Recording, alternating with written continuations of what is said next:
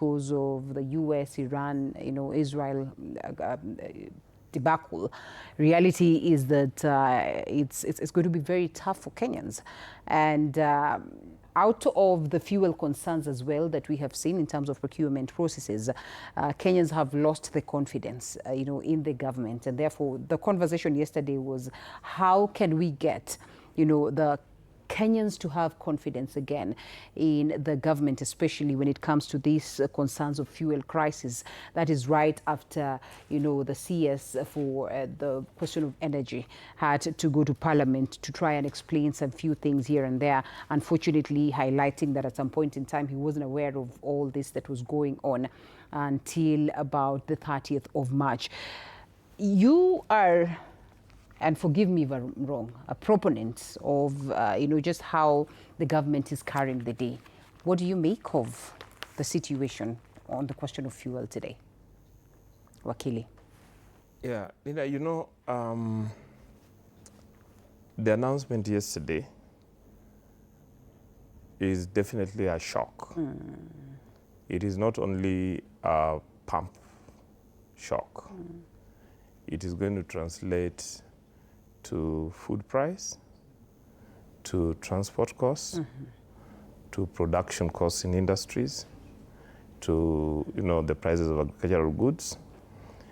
And so we are at that moment when Kenyans have to tighten their belts.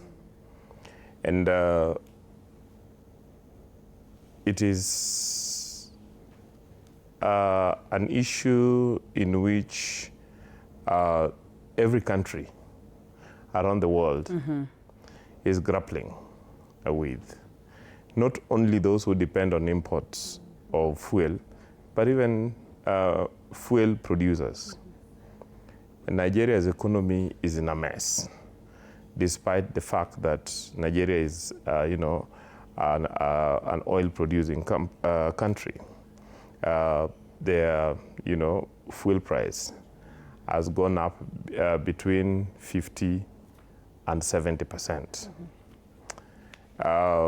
We cannot, at this moment, predict the exact and accurate impact of the shock that came yesterday. However, it is something that the central bank warned us about early, I think on 8th, when they released their monetary policy committee communique, which they said that the economy would be impacted on by the effect of the global prices of oil. And now, for me, I think the most important thing, and when I look at the statement yesterday, it aligns with that, is that we must ensure continued supply of fuel. Two, the government must ensure targeted relief on the most vulnerable. And I saw the stat yesterday by reduction of VAT from 16% to 13%. And then the issue of a decision to utilize part of the petrol development levy. And that is why I think the announcement was not worse than what was made. I hope that there could be better reforms coming in the next few weeks to continue cushioning, especially the vulnerable groups. But at the same time, my view is that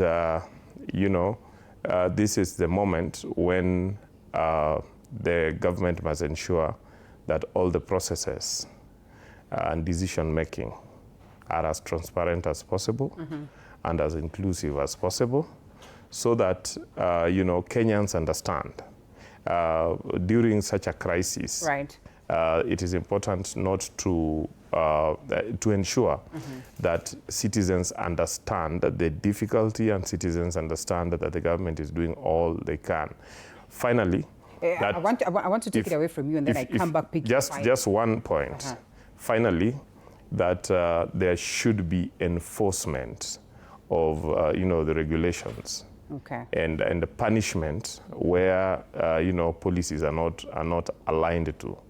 And I'm looking at the decision that was made to arrest and hopefully charge and have officials resign when there was transgression last week. And so that's such a big coincidence. That's where I want to bring in Brian. Yeah. Hesh, clearly